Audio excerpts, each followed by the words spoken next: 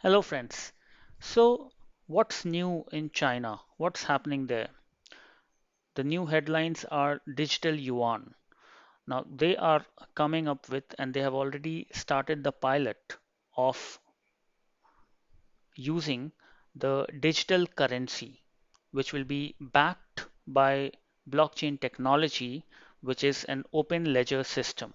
So, there's less possibility of intervention, external intervention, government intervention on the digital currency, what is being proposed in China and floated as well. So it is something which can be programmed and mined and floated like we print money. This will be uh, more programming and it will be created. So this digital currency or digital yuan being floated by the central bank under the central bank digital currency in China is they have started off with the pilot last month itself, and this is supposed to start with. They are leveraging this currency to transfer salaries to the government employees and making some retail level in, transactions by voluntary firms like McDonald's and all. So at such level, this has started, and it is being expected to be used fully fledged in a fully fledged manner by 2022 Winter Olympics.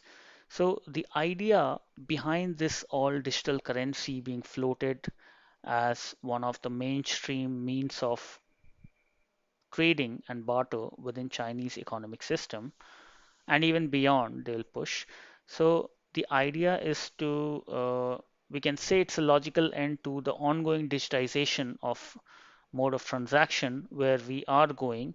And so China has already 70% transactions happen digitally. So with this, it will be more. And the important thing here is that the control of the finances, uh, in fact, the transparency will be very high of the movement of money, digital currency. So there'll be very little or no scope of corruption with this, and that will lead to a greater impact of the trickling down of the money from the center to all the beneficiaries and sectors. So there can be precise uh, benefits transfer to precise targets in a no time, in fact. So such kinds of impacts are possible with this digital currency. Overall, if we come to the broader context, why China is trying all of these in the middle of the COVID-19 outbreak, this is more to counter the dollar settlement monopoly, what we have, US dollar monopoly, what we have all across the globe as of today, since the past near about post World War II. So this so what we see every now and then that the US is putting sanctions and all to many countries, and China is also facing. Russia has faced that, Iran has faced that, many other countries have faced that, and Russia is also looking for. I mean, China is also it has been hit a few times with economic sanctions. India also have been targeted that way. So this new currency, this digital currency, at with greater global settlement powers because it's more transparent, less controlled, and more fair in a way, is something which has the capacity to replace the dollar dominance up to some extent. And we don't know where the future will take us. But if we see the clout of China within the global system, it's very high, it's increasing. We know how they have lent near about $600 billion to many countries for the BRI project, the Silk Road. So that is there. Then many other projects as well. So all across they have lent a lot of money, a lot of international transactions have happened. So this is time. A lot of African countries are being economically driven and influenced by China. The Indo-China region as well uh, is being driven partly and by the Chinese system. So a lot of influence is already there, and this currency will further enhance that, and it will allow these international transactions and all to be settled with this currency, digital yuan, what we can call. So it is having it will blunt any possibility of sanctions from US and all. So that is the future where Chinese want to go.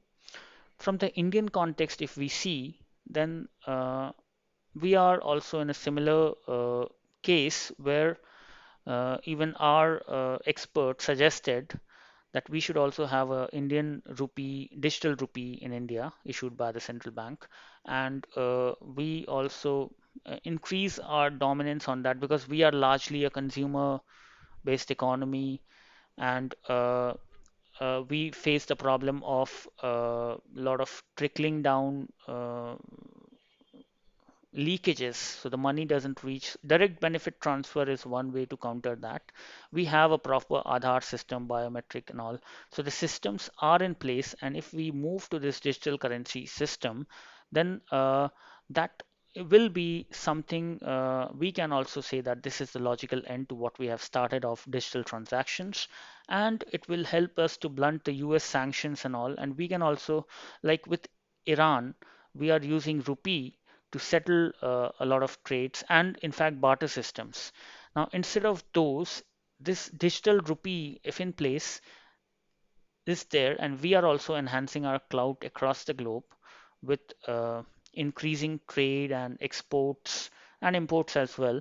So we can leverage this digital rupee for our trades and all. And in a way, in the 21st century, these big countries with weak currencies like Indian rupee and Chinese yuan and all, when compared to the hard currencies of US, Europe, Japan, and all, which are still maintaining the maximum trade settlement cases, with US dominating definitely more than 80% of the trades are settled in US dollar.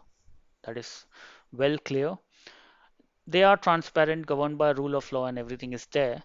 But it is time that we cannot leave the entire financial system to be governed from the West.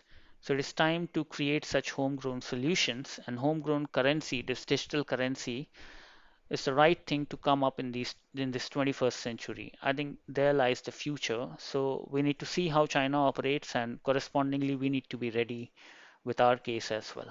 Thank you.